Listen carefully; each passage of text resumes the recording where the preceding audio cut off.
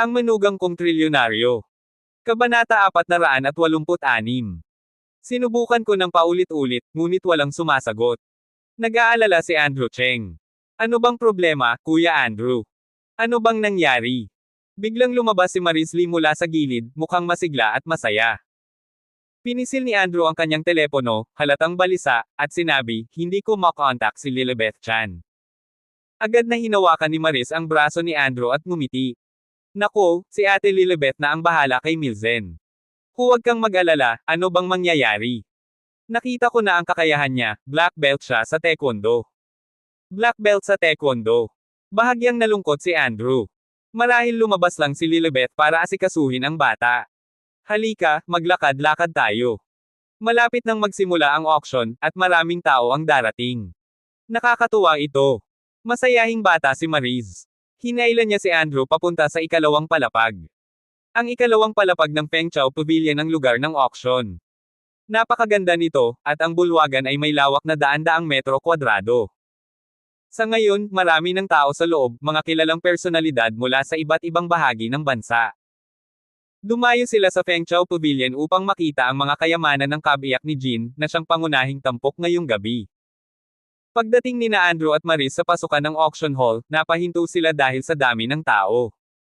Kinakailangan ng pagpapatunay ng pagkakakilanlan. Ang mga VIP na lalahok sa auction ay may sariling plaka ng numero at dumadaan sa berdeng linya. Samantala, ang ibang bisita ay pumipila sa tabi upang dumaan sa security check bago makapasok. Ang pangunahing bulwagan ay nakalaan para sa mga mayayamang kalahok sa auction, habang ang panlabas na bilog ay para sa mga turista. Ito ang naging tatak ng Feng Chao Pavilion, isang estratehiya upang mapanatili ang sigla ng auction, makakuha ng pansin ng publiko, at lumikha ng ingay sa internet. Pumila sina Andrew at Maris, pumasok sa auction hall, at nakinig sa usapan ng mga tao. Hoy, narinig mo ba? Ang panimulang presyo ng mga gamit ni Jindy ay 30 milyong yuan. Luma na ang balita mo. Narinig kong maraming VIP ang darating ngayong gabi, kabilang na ang pangalawang master ng pamilya Mao. Travis Mao. Aba, may magandang palabas na naman. Sinasabi nilang mayabang ang pangalawang batang master ng pamilya Mao. Maraming pera, at saan man magpunta, nagkakalat ng yaman. Nagkukwentuhan ang mga tao, at naging interesado si Mariz. Sino ang pangalawang master ng pamilya Mao? Tanong niya. Isang binata ang tumingin sa kanya at ngumiti. Galing ka ba sa ibang lugar? Ang pamilya Mao ay isang kilalang mayamang pamilya sa Luofeng Town. Isa ito sa pinakamalalaking pamilya sa lugar. Sinasabing may mahigit 10 bilyong yuan ang kanilang ari-arian. Napuno ng inggit at paghanga ang mga taong nakarinig. Ngunit si Mariz, na tila hindi impressed, ay bulong, 10 bilyon lang. Napansin ito ng isang babae na nakasuot ng mamahaling damit na may bulaklak. Tiningnan niya si Mariz mula ulo hanggang paa, tila may pangungutya. Nako, napakalaki ng bibig ng batang ito. Hindi ba mahalaga ang 10 bilyon para sayo? Sarkastikong sabi ng babae. Hindi niya nagustuhan si Mariz. Maganda ito, matangkad, at may maamong mukha. Naiinis siya dahil nawala ang atensyon ng grupo sa kanya. Maraming 10 bilyon. Tanong ni Mariz, tila seryoso. Napailing ang ilang tao. Huwag kang magbiro, miss. Ikaw ba, may 10 bilyon? Sabi ng isang lalaki, sabay tingin kay Andrew. Mukha itong ordinaryo, walang dating. Siguradong hindi siya mayaman. Umiwas ng tingin si Mariz, ngunit bigla niyang itinulak si Andrew palabas. Wala ako, pero siya ang mayroon. Nagulat si Andrew. Ano na naman to? Bigla niyang naramdaman ang matatalas na tingin ng mga tao sa paligid. May pagdududa. Pangungutya. Pangmamaliit. Hehe, siya ba yun? Mukha lang siyang ordinaryong tao.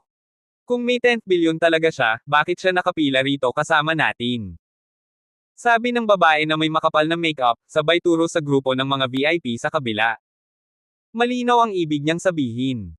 Kung mayaman ka, dapat nasa VIP section ka. Napatango-tango ang ibang tao. Hindi natuwa si Mariz at sumagot, bakit, may itsura ba ang pera? Mukha silang aso kung makatingin. Biglang natahimik ang paligid. Lumingon ang ilang tao, galit na nakatitig kay Mariz. Agad siyang hinailan ni Andrew papasok sa auction hall. Aba, huwag mo akong idamay sa gulo. Lumabas lang tayo, baka dumami pa kaaway natin. Ngumiti si Maris at binulungan siya, hindi ko lang kasi matiis yung asta nila. Anong espesyal sa batang master ng Mao family? Kahit mayaman sila, wala silang ganito. Umiling si Andrew. Napakadiretso talaga ng batang to. Naghanap sila ng magandang pwesto, umupo, at nag-order ng snacks. Habang si Maris ay abala sa pagkain, tahimik namang naghintay si Andrew na matapos ang auction. Ngunit isang nakakainis na boses ang sumingit. Aba, kahihiyan. Pareho ko kayong nakatagpo dito.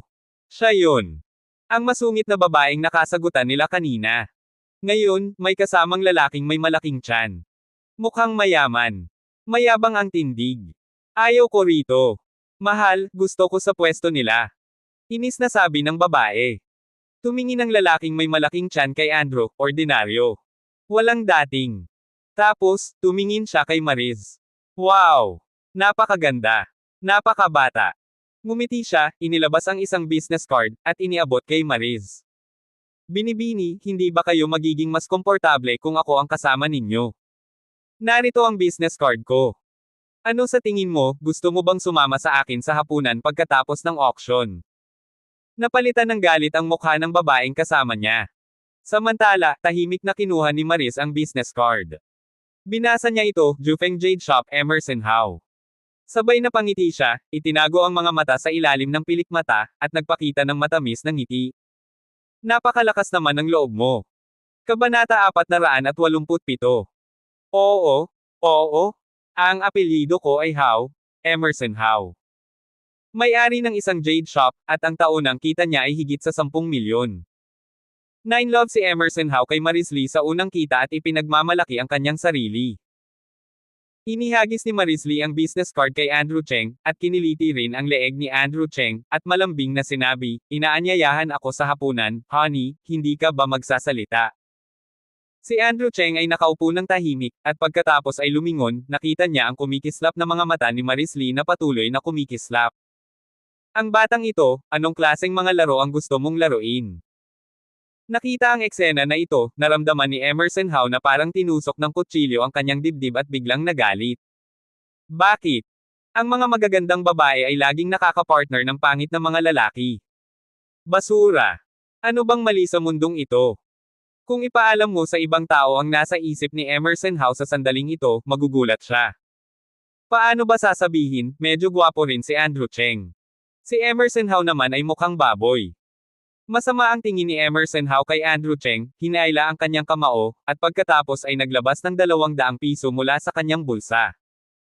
Napakawalang galang niyang inihagis ito sa harap ni Andrew Cheng at sinabi, kapatid, magbigay ka ng pwesto, kikita ka na ngayon.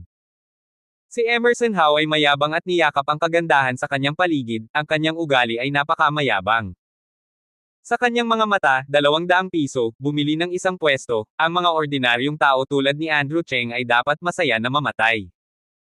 Pagkatapos ng lahat, ang mga tao sa pinakamababang antas ng lipunan ay kumikita ng mas mababa sa 200 piso sa isang araw.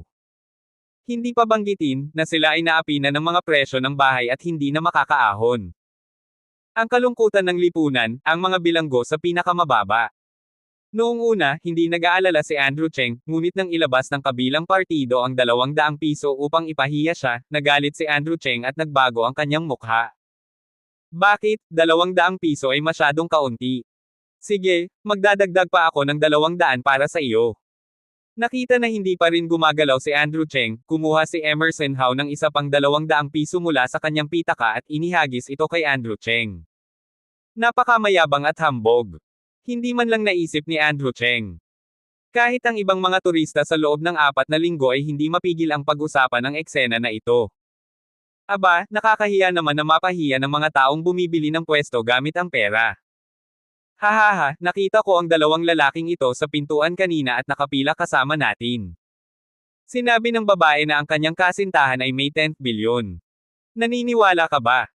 Isa sa mga lalaki, nang aasar ng walang awa, ay inihilig ang kanyang mga binti at tumingin kay Andrew Cheng at Mariz Lee na nakaupo ng pahilig. Ano? Para bang ang ari niya, hindi siya naglakas loob na magsalita nang siya ay binugbog ng pera, at magbabayad ng 10 bilyon.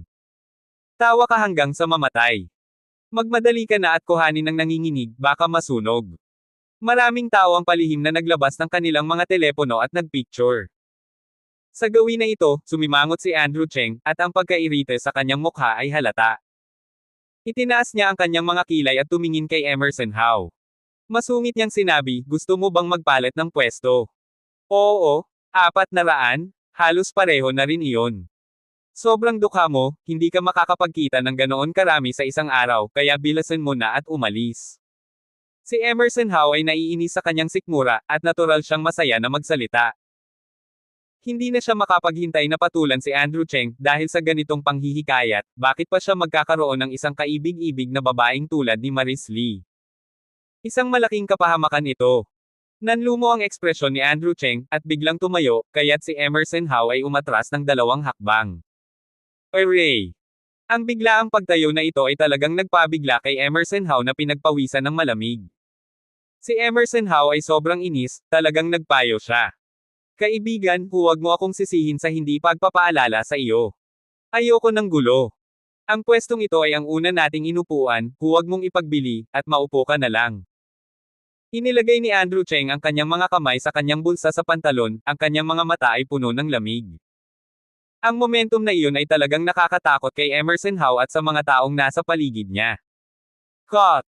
May isang taong umiyak at nagtago sa karamihan, nang uuyam, ano ba yan, hindi naman pala malakas. Sumimangot si Andrew Cheng, malamig na tumingin sa gilid at likuran, at pagkatapos ay tumitig sa lalaking nasa unahan.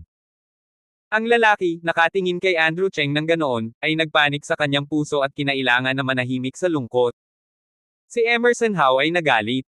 Natakot siya sa kabilang partido. Handa na siyang magalit, at ang mga gwardya ng seguridad mula sa 2 paglilibot doon ay lumapit at nagtanong, ano ang nangyayari? Agad na sinabi ni Emerson Howe, ang batang ito ay may problema, bilasan mo siyang palayasin. Ang 2 gwardya ng seguridad ay tumingin kay Andrew Cheng, at si Maris Lee, na tahimik na nakaupo sa tabi niya, ay nagsabi, Sir, pakisuyong umupo na po kayo, magsisimula na ang auction. Pagkatapos ng lahat, patuloy na sinabi ng gwardya ng seguridad kay Emerson Howe, Ginoo, humanap na rin kayo ng mauupuan. Kinabahan na si Emerson Howe ngayon, at gusto nang magsalita, ngunit napigilan niya ito. Pagkatapos ng lahat, hindi siya naglakas loob na manggulo sa teritoryo ng Fangchao Pavilion. Si Boss Fang, ngunit isang taong may matinding kapangyarihan. Mayroong isang boss na nangbuli ng mga tao at gumawa ng gulo sa Fangchao Pavilion, at nawala mula sa Luofeng Town kinabukasan. Makalipas ang ilang araw, natuklasan na ang boss ay lumulutang sa Fangho. Pagkatapos ng lahat, ito ay isang pagpapanggap. Isa-isa, ang mga turista ay nakaupo sa labas. Si Andrew Cheng ay ayaw ng maraming gulo, at umupo at naghintay para sa pagbubukas ng auction sa ibaba. Umupo si Emerson Howe nang may sama ng loob sa likuran ni Andrew Cheng at tumitig kay Andrew Cheng, puno ng sama ng loob. Pagkatapos ay inilagay niya ang kanyang mga binti sa sandalan ng upuan ni Andrew Cheng, iniwagayway ang kanyang mga binti ng walang tigil, at habang kinakain ang mga buto ng pakwan, diretso niyang inihagis ang mga balat kay Andrew Cheng. Nakaupo si Andrew Cheng ng tuwid, at nakaramdam siya ng isang malakas na puwersa sa likuran niya, na umuuga sa kanyang likod. Ang punto ay, ang lahat ng mga balat ng buto ng pakwan ay nahuhulog sa kanilang mga ulo. Ang eksena na ito ay natural na nagpatawa sa maraming tao sa paligid. Damn! Hindi na nagpigil si Andrew Cheng. Tumayo siya, nanlilisik ang mga mata, at galit na tumingin kay Emerson Howe. Hindi na nagpigil si Andrew Cheng, tumayo ng may pagkagalit, nanlalaki ang mga mata, galit na tumitig kay Emerson Howe sa likuran niya, at nagbabala, huwag kang magkakamali. Si Emerson Howe ay walang kinatatakutan, at sinabi niya, bakit, kayong mga tao ay kayang pumatay pa rin dito. Huwag mong tingnan ang lugar na ito. Ang Fangchao, ipinagbabawal ang away. May uri ka ba? Sige, subukan mo akong bugbugin.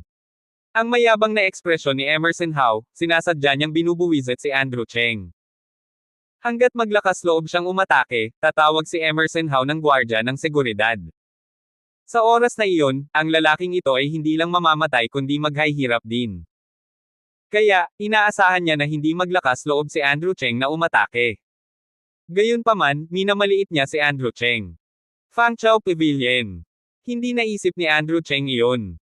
Di inaasahan, karapat-dapat ka talaga sa iyong pangalan, napakapangahas mo, at nakiusap ka sa akin na bugbugin ka, tama. Oo, susundin kita. Pagkatapos ng lahat, itinaas ni Andrew Cheng ang kanyang paa at sinipa ito sa dibdib ni Emerson Howe. Mapagmataas. Matapang. Hindi inaasahan ni Emerson Howe na ang batang si Andrew Cheng ay talagang naglakas loob na sumimula sa Fangzhou Pavilion. Tumingin siya ng diretso at bumagsak, sumisigaw ng may sakit. Magaling. Magandang sipa. Kuya Andrew, napakatapang mo. Pinanood lang ni Maris Lee ang kaguluhan na parang isang malaking bagay at pumalakpak. At dito, ang babaeng nasa tabi ni Emerson Howe ay abala sa paghila kay Emerson Howe at sumigaw kay Andrew Cheng ng malakas, bakit mo binugbog ang isang tao? Tatawag ako ng security. Patay ka na. Oo. Tawagin mo ang gwardya, ang manggahas na manakit ng tao sa Fangzhou Pavilion, masyadong mayabang, at huwag mong dalhin ang 4 na golden phoenixes sa Luofeng Town. Tumayo rin si Emerson Howe mula sa lupa, hinihimas ang kanyang tiyan, ang kanyang mukha ay puno ng sakit. Gayunpaman, madilim ang kanyang puso. Hahaha. Mabahong paslit, patay ka na. Kung hindi man, ang mga pangyayari dito ay muli na namang nakakuha ng atensyon ng dalawang gwardya. Lumapit sila at sinaway, ano ang nangyayari? Kayong dalawa. Kabanata 488. Tumayo si Emerson Howe, dali-daling itinuro si Andrew Cheng. Aba! Una siyang sumipa. Tingnan mo yung bakas. Ang kapal ng mukha niyang manakit dito sa Fangzhou Pavilion. Para bang wala siyang kinatatakutan, pati si Boss Fang hindi niya nirerespeto. Nasa harap mo naman ang mga patakaran. Desisyonin mo na to. Sinabi ni Emerson Howe ang mga salitang iyon na para bang siya lang ang tama. Agad na lumingon ang dalawang security guard, malamig na tumingin kay Andrew Cheng at nagtanong, ikaw ba ang unang sumipa? Hindi na nag-deny si Andrew Cheng, tumango siya at sinabi, ako nga. Lek. Sa mga oras na iyon, agad na nagdiwang si Emerson Howe, sumigaw siya ng may tuwa, tingnan mo, umamin na siya, bilasan niyo at dakpin siya, at hintayin si Boss Fang para ipadala siya sa malayo. Hahaha. Comfortable ang pakiramdam ni Emerson Howe. Hindi na kailangan pang mag-effort. Ang simpleng paraang ito ay nagpalagay kay Andrew Cheng sa masamang sitwasyon. Totoo nga, ang mga turista mula sa ibang lugar ay hindi nakakaunawa ng anumang patakaran. Kung mapapatay ka, ako ang sisihin mo. Hindi kumibo ang dalawang security guard. Lumapit sila kay Andrew Cheng at sinabing, sumama ka sa amin. Malamig ang tingin ni Andrew Cheng, ang kanyang mga kamay ay nasa likuran niya, at bahagyang malamig ang kanyang katawan. Tanong niya, bakit hindi niyo muna ako tanungin kung bakit ko siya sinaktan?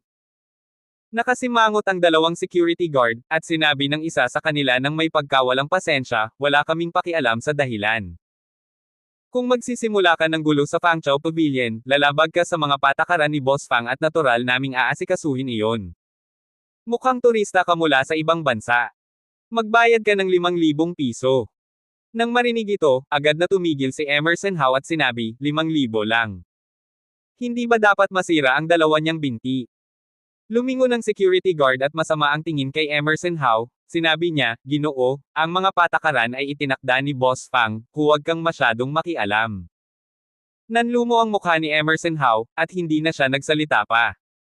Tanggap na niya. Pagkatapos ng lahat, ang 5,000 piso ay malaking halaga para sa isang ordinaryong tao tulad ni Andrew Cheng. Ngunit ngumiti ng malamig si Andrew Cheng, napakahigpit naman pala ng mga patakaran ng Fangzhou Pavilion. Oh, bukas. Bigla na lang, lahat ng tao sa paligid ay tumingin kay Andrew Cheng ng may awa. Ang batang ito ay hindi talaga natatakot mamatay, pero naglakas loob siyang tanungin ang mga patakaran ni Hugo Fang. Hindi kontento si Emerson Howe sa 5,000 piso. Nang marinig ang sinabi ni Andrew Cheng, agad siyang nagalit, makinig ka, tinanong niya ang mga patakaran ni Hugo Fang nang walang pag-aalinlangan. Tinanong ba niya si Boss Fang? Narinig ng dalawang security guard ang sinabi ni Andrew Cheng, at agad na nanlumo ang kanilang mga mukha. Seryoso nilang binalaan si Andrew Cheng, sinasabi, umalis ka na agad, kung hindi, huwag mo kaming sisihin kung magiging bastos kami sa iyo. Napakasama rin ng loob ang dalawang security guard. Ang turistang ito ay naglakas loob na hindi igalang ang mga patakaran ng Fangzhou Pavilion. Iyan ay katumbas ng kamatayan. Sa mahabang panahon, walang nakagawa ng ganoon. Tumingin sa gilid si Andrew Cheng, may bahagyang lamig sa kanyang mga mata. Ayaw niyang magkaroon ng gulo, pero paulit-ulit na may mga insektong nagbibigay sa kanya ng problema. Dahil dito, hindi siya nakaramdam ng ginhawa. Sasabihin ko ulit, hindi ako ang nauna, lahat ng tao sa paligid ko ay alam na siya ang nangiinis sa akin ng paulit-ulit, pinakiusapan niya akong saktan siya, kung hindi ka naniniwala, tanungin mo sila. Si Andrew Cheng ay nagsasabi ng totoo. Napatingin ang mga security guard sa isa't isa at tumingin sa ilang tao sa paligid nila, tinatanong, totoo ba ang sinasabi niya? Ngunit walang tumango, lahat ay walang pakialam. Ang eksena ay ikinadismaya ni Andrew Cheng at napailing siya ng walang magawa. Tumayo si Emerson Howe na may ngisi sa gilid, tumingin kay Andrew Cheng, at itinaas ang kanyang kamay, sinasabi, aba, walang nakakakita, bilasan mo.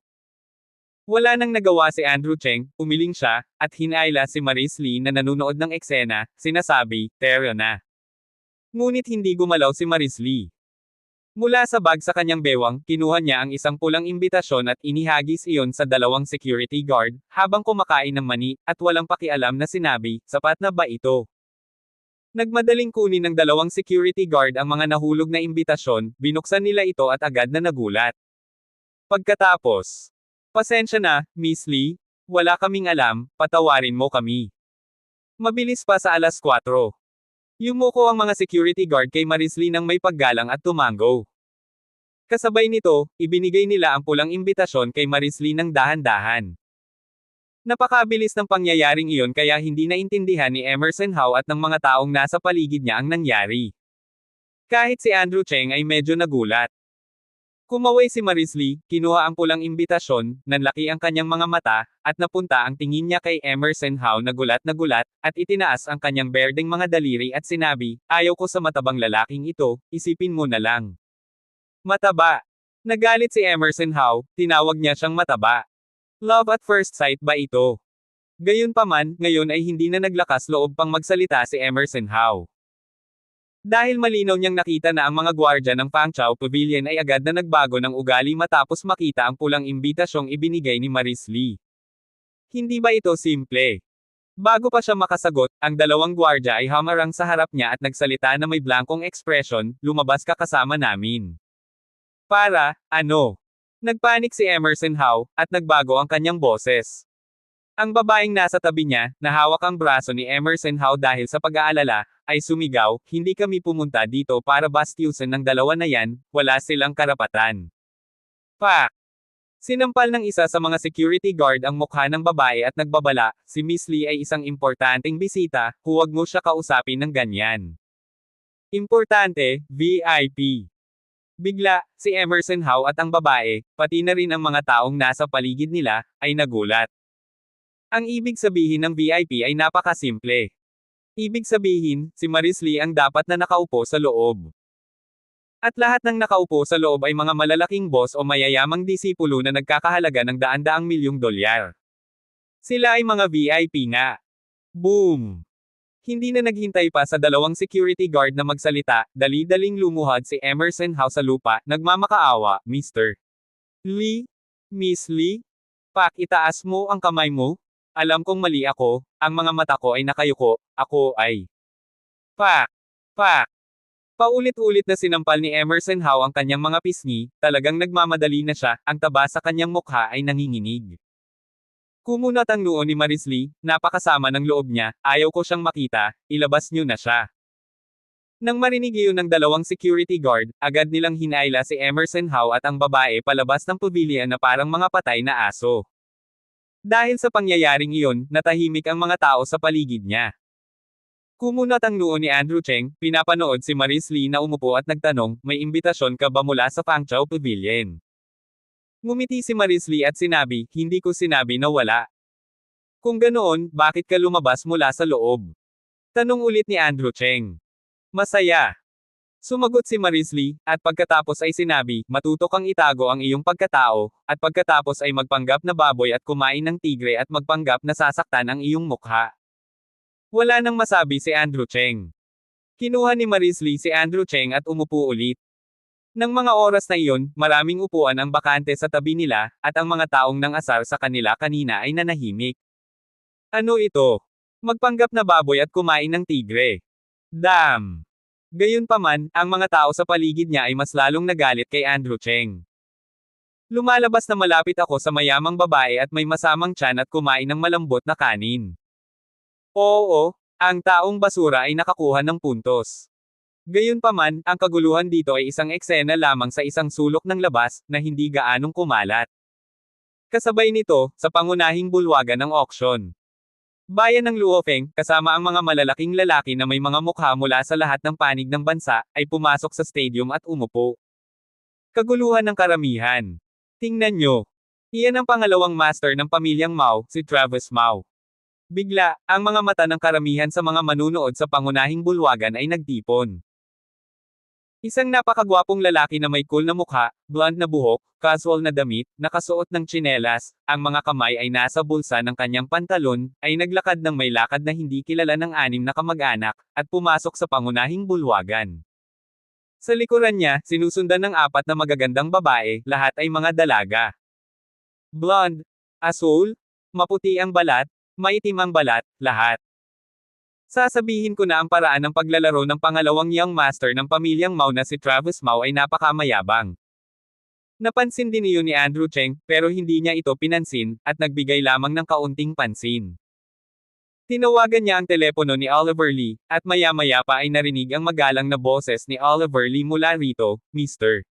Cheng, ano po ang ipag-iutos ninyo? Pumunta ka sa aking silid para tingnan kung nandoon si Lilibet Chan, hindi ko siya makontak. Kumunat ang noo ni Andrew Cheng, ang kanyang kanang talukap ay umiikot ng mabilis. Kabanata 489. Magalang na nagsalita si Oliver Lee. Mr. Cheng, inaayos ko na ang mga tao. Aasikasuhin ko lang ang lahat ng iba pang tauhan. Mabuti naman, tugon ni Andrew Cheng. Ibinaba niya ang telepono. Samantala, sa auction house, sunod-sunod na nagdatingan ang mga bisita sa main hall. Maniwala kayo. Si Arnold Huang ng Dragon, ang pinakamakapangyarihan sa Timog Jiangnan, ay dumating na. Isang sigaw ang nagpabelang ng pansin ng lahat sa pasukan. Totoo nga. 8 bodyguard na nakasuot ng itim ang nagbabantay sa isang lalaking nasa 40 taon. Pumasok siya ng may karisma. Si Arnold Huang. Pinuno ng Zhenjiang District, presidente ng Dragon. Walang nangahas na hamanin ang kanyang kapangyarihan sa Jiangnan sa loob ng mga dekada. Maraming negosyo ang nasa ilalim niya, at daan-daang tauhan ang kanyang nasasakupan. Dati isang kontrobersyal na tao, ngunit ngayon, matagumpay na negosyante at philanthropist na siya sa Jiangnan. Balita pa nga na kandidato siya para sa susunod na administrasyon ng Jiangnan District. Si Arnold Huang nga. Hindi ko inaasahan. Napakaganda ng auction na ito. Ang daming kilalang tao. Bulungan at bulungan ang naririnig sa karamihan, puno ng paghanga. Napansin din ni Andrew Cheng si Arnold Huang, parisukat ang mukha, makapal ang kilay, at matatalim ang mga mata. Nakasuot siya ng kulay abungsot, mukhang makapangyarihan at mayabang. Si Arnold Huang nga. Ang pinakamakapangyarihan sa Jiangnan District. Hindi pa tapos ang kaguluhan nang may sumigaw ulit. Maniwala kayo o hindi. Si Yuki Zin. Napabeling ulit ang lahat sa pasukan. Isang napakagandang babae ang naglakad papasok, elegante at puno ng karisma. Halos 1 metro at 7 pulgada ang taas, may kurbo ang katawan, at nakasuot ng pulang cheongsam na may mataas na slit at kristal na takong. Ang mukha niya'y parang isang aktres na napakaganda, may magagandang tampok, at nakangiti. Sa isang iglap, uminit ang buong bulwagan. Si Yuki Zin nga. Pangalawa sa pinakamakapangyarihan sa Jiangnan. Babae pala siya. Nagkagulo ang karamihan. Sinundan ni Yuki Zin ang kanyang mga bodyguard, nilapitan si Arnold Huang, at sinabi, Arnold, nandito ka rin pala. Matagal nang nakatingin si Arnold Huang kay Yuki Zin, bahagyang naiinis, ngunit pinilit niyang ngumiti. Yuki Zin, ikinagagalak kung makilala ka. Tawagin mo na lang akong Yuki, Arnold. Karaniwang tao lang ako, sabi ni Yuki Zin, nakangiti. Tumawa si Arnold Huang. Para rin ba kayo sa kayamanan ni Jindy? Kayamanan iyon ni Jindy, kaya natural na interesado ako, sagot ni Yuki Zin. Oo naman. Ang kagandahan mo ay karapat-dapat lamang sa kayamanan ni Jindy, malamig na papuri ni Arnold Huang. Ngumiti si Yuki Zin. Ano sa tingin mo, Arnold, sa sitwasyon? Gusto mo bang makipagtulungan? Diretso at tiwala si Yuki Zin. Si Arnold Huang, isang matalinong negosyante, ay tumawa. Matagal na nating pinaplano ito. Sama-sama nating sirain si Oliver Lee. Para kay Arnold Huang, tila madali na lamang sirain si Oliver Lee, parang karne na handang-handa ng hiwain. Pinahit ni Yukizin ang kanyang katawan at napansin ang isang lalaki sa likuran, nakapamulsa at walang pakialam na nagke-cellphone. Lumingon si Yukizin kay Arnold Huang. Pero narinig kong may inimbite si Oliver Lee ngayon. Sigurado ka bang kaya natin si Oliver Lee? Umiling si Arnold Huang, itinago ang kanyang pagmamataas. Anong klaseng mayaman ang inimbite ni Oliver Lee? Magkakaisa tayo, at hindi tayo matatalo sa Shangjiang. Ngumiti si Yukizin. Ayaw mo bang makuha mag-isa ang kalahati ng Shangjiang, Arnold Huang? Napatingin si Arnold Huang kay Yukizin. Pagkaraan ng sandali, peke ang ngiting tanong niya, gusto mo bang traidorin ko sila? Ano kaya ang plano ni Yukizin? Napakabantay ni Arnold Huang. Ngumiti si Yukizin, bumulong kay Arnold Huang, at pagkatapos ay sinabi, pag-isipan mo ng mabuti, Arnold. Isang malaking oportunidad ito para sa iyo. Umalis na si Yukizin. Seryoso at kunot-noo si Arnold Huang, nakatingin kay Yukizin na nakaupo sa unahan. Nahihirapan siyang magdesisyon. Ang babaeng ito'y hindi basta-basta. Parami ng parami ang mga VIP na dumarating. Mula sa entablado, masayang sumigaw ang MC. Mabuhay ang lahat ng panauhin sa auction ng Fengchao Pavilion. Mabuhay ang mga turista mula sa buong bansa. Nag-ingay ang mga tao. At ngayon, ang mga boss ng Fengchao Pavilion. Sigaw ng MC. 4 na lalaki na nakasuot ng magagandang suit ang pumasok. 4 Golden Phoenix. Ang 4 na magkakapatid ng pamilyang Fang. Tingnan ninyo. Ang 4 na gintong Phoenix ng Luofeng Town, ang 4 na boss ng Fengchao Pavilion. Ang 4 na magkakapatid ng pamilyang Fang. Isang sigaw ang umalangaw-ngaw sa karamihan. Nakita ni Andrew Cheng ang 4 na magkakamukhang lalaki sa gitna ng bulwagan. Quadruplets. Kumaway si Cindy Fang, ngumiti, at yumoko. Mabuhay kayong lahat. Ako si Cindy Fang, ang may-ari ng Fengchao Pavilion. Ikinagagalak kong makita kayong lahat. Ito ang pinakamalaking auction na gagawin ng Fengchao Pavilion. Ang highlight ay ang isang alahas mula sa panahon ng Tang Dynasty, isang napakahalagang bagay na hindi ko alam kung sino ang makakabili. May nagtanong sa karamihan. Tama si Cindy Fang. Pagkatapos ng maikling panimula, sinabi ni Cindy Fang, mayroon tayong isang misteryosong panauhin ngayon. Salubungin natin siya ng mainit na palakpakan. Palakpakan. Kulog ng palakpakan. Tinamaan ng spotlight ang pasukan. Isang napakagandang babae ang lumitaw sa pulang carpet. Napakaganda niya, mas maganda pa kay Yukizin. Makitid ang baywang, maputi ang balat, maganda ang mukha, at malambot ang mga mata. Napakaganda niya. Sa isang iglap, natahimik ang lahat. Napakaganda. Maganda si Rizzo Cheng, ngunit mas kaakit-akit siya. May tapang at pagmamalaki. Dahil sa kanyang autoridad, walang nang ahas na tumitig. Parang puting lote sa itaas ng Bisweihantan, isang diwata na nakatayo ng may karangalan. Agad niyang naagaw ang atensyon ng lahat. Eleganteng naglakad, at sumusunod ang mga mata ng lahat sa kanya. Naakit si Maris Lee.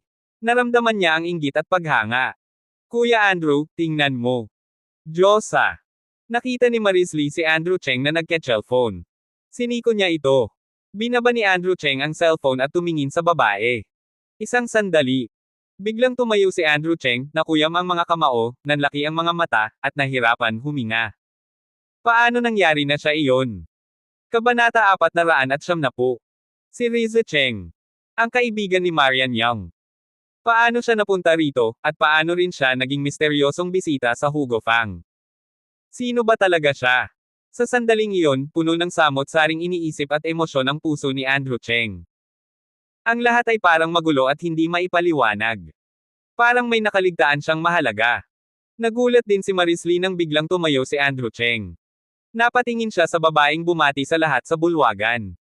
Halatang may kaunting selo sa kanyang tinig. Kuya Andrew, grabe ka naman. Ang ganda niya. Ano bang ginagawa mo at ganyan kaka-excited? Umupo ka na, nakatingin na ang lahat sayo. Doon lang napagtanto ni Andrew Cheng na kakaiba ang mga tingin ng malalaking personalidad sa paligid niya. Muli siyang naupo, hinawakan ang kanyang mga braso, at muling tumitig kay Rizzo Cheng sa pangunahing bulwagan. Talagang sentro ng atensyon ng babaeng ito, nakaupo sa unang hanay, malapit sa trono, kasama sina Arnold Huang, Yukizin, at ang 4 na magkakapatid na Fang. Ngunit halatang siya ang nasa gitna at pinakamahalagang tao sa grupo. Sa ganoong pagkakaayos ng upuan, malinaw na mataas ang tingin ng apat na magkakapatid ng pamilyang Fang kay Rizza Cheng. Kumunat ang noo ni Andrew Cheng. Hindi niya kailanman naisip na ang kaibigan ni Marian Yang ay may ganitong katayuan. At higit pa riyan, napunta siya sa Luofang Town. May kinalaman kaya ito sa taunang Underground Chamber of Commerce. Sa ganitong paraan, malinaw na ang Underground Chamber of Commerce ay isang lugar na puno ng mga nakatagong tigre at dragon. Sa pangunahing bulwagan ng auction venue, masigla ang mga usapan ng mayayamang panauhin. At sa sandaling iyon, matapos ang pambungad na salita ni Cindy Fang, opisyal nang nagsimula ang auction ng Fang Chao Pavilion ngayong gabi. Biglang naging masigla ang buong auction venue, lahat ay nakatingin sa entablado, naghihintay ng isang kapana-panabik na palabas. Si Andrew Cheng naman, na nakaupo sa gilid, ay bahagyang lumingon kay Rizza Cheng, na nakaupo sa unang hanay at kasalukuyang nakikipag-usap kay Cindy Fang. Narinig ko na ang finale ngayong gabi ay hindi lang tungkol sa alahas ni Jindy. Sinasabi na minsan na niya itong ipinagpalit sa isang misteryosong babae. Ano ang ibig mong sabihin? Tigilan mo na ang mga palaisipan mo at sumakay ka na sa kotse, sagot ng isang lalaki. Oo, bilasan mo? Kung hindi, ay welding kita sa pinto, pabirong sagot ng isa pa. Sa paligid, patuloy ang tsismisa ng mga panauhin. Narinig lamang ni Andrew Cheng ang pag-uusap. Hoy! Nagtatrabaho ang kapatid ko sa Fangzhou Pavilion, at sinabi niya sa akin na ang alahas na iyon ay ang napakamahalagang gintong Jade Phoenix ni Jindy. Ang dating may-ari nito ay isang babaeng mula sa isang makapangyarihang pamilya. Malaki ang kanilang impluwensya. Patuloy na nagkukwento ang isang payat na lalaki na may mukha ng unggoy, na para bang nais niyang mapansin ng lahat. Alam niyo ba kung ano ang ibig sabihin ng isang makapangyarihang pamilya? Umiling ang mga nakikinig. Nagpanggap ang lalaki na seryoso at mayabang bago nagsalita. Hoy, ang pamilyang Lau ay lumisan mula sa mainland mahigit 10 taon na ang nakalipas. At ang Jade Golden Phoenix na iyon ay eksaktong pagmamay-ari ng matandang si Amadeo Lau ng pamilyang Lau. Sa isang iglap, nagulat ang lahat sa paligid. Nag-uunahan silang magtanong. Ang pamilyang Lau. Gaano sila kay Oman? Oo nga, sino ang bunso sa pamilyang Lau ng Xiangjiang? Paano napunta ang Jade Golden Phoenix sa Fangzhou Pavilion? Parang narinig ko na ang tungkol sa pamilyang Lau ng Xiangjiang. Noon, sila ang pangalawang pinakamakapangyarihang angkan sa buong bansa. Napakalakas nila, ngunit bigla silang nawala. Ayon sa chismis, namatay raw ng hindi inaasahan ang anak na babae ng matandang Lau. Lalo pang naging mainit ang usapan ng mga panauhin, at kung ano-anong haka-haka ang lumabas. Umubo ng ilang beses ang lalaking may manipis na mukha at mayabang na nagsabi. Tama iyon. Ang matandang Lau ay may anak na babae na nasawi sa isang aksidente sa sasakyan. Napakalihim ng pangyayaring ito. Kaunti lang ang nakakaalam noon. Ayon sa sabi-sabi, ang anak na babae ni matandang Lau ay ikinasal sa isang napakamakapangyarihang tao, pero hindi ko alam ang buong detalye. Ang mas nakakagulat, ayon sa kapatid ko, noong panahong iyon, iniwan ng anak na babae ni matandang Lau ang kanyang sanggol dito.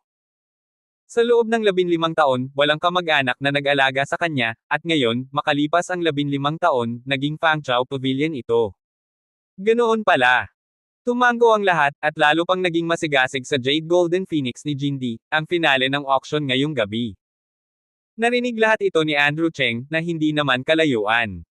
Naningkit ang kanyang mga mata, at nagseryoso ang kanyang ekspresyon. Nanginginig ang kanyang katawan sa pananabik. Pag-aari ng nanay ko. Talagang ang Jade Golden Phoenix ay sa kanyang ina. Huminga ng malalim si Andrew Cheng, bahagyang nasaktan.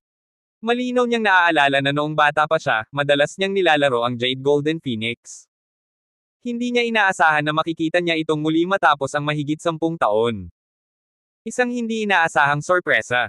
Hindi niya rin inaasahan na makakahanap siya ng bakas ng kanyang ina sa Hugo Fang.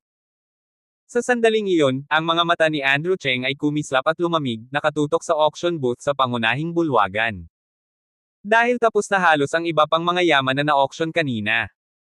Napansin ni Maris Lee ang pagbabago sa kilos ni Andrew Cheng. Kanina'y kalmado lang siya, ngunit ngayon, ramdam niya ang napakalakas na enerhiya mula rito. Parang isang matalim na espada na handang sumugod at pumutol ng anumang hadlang. Ano bang nangyari, Kuya Andrew? Hindi ka ba okay? Kung hindi ka comfortable, umuwi na lang tayo, nag-aalalang tanong ni Maris Lee. Umiling si Andrew Cheng at malamig na sumagot, kukunin ko ang Jade Golden Phoenix. Nanlaki ang mga mata ni Maris Lee, ngunit agad siyang sumagot. Kung gusto mo, tutulungan kitang bilhin ito. Ngunit hindi naman kailangan ni Andrew Cheng ng tulong. Sa sinabi ng kanyang ama noon, si Andrew Cheng ay hindi isang ordinaryong tao. Kung tungkol lang sa pera, kahit 10 ama ay hindi kayang pantayan ang kayamanan niya. Biglang nagkagulo ang buong auction venue, nagsimula na ang pinakahihintay na bidding para sa Jade Golden Phoenix. At sa gabing ito, si Andrew Cheng ay handang gawin ang lahat upang makuha ito. Abangan ang mga susunod pang kabanata ng Ang Manugang Kong Trilyonaryo. For more updates, please subscribe to my YouTube channel and don't forget to like and share. Thanks for your support.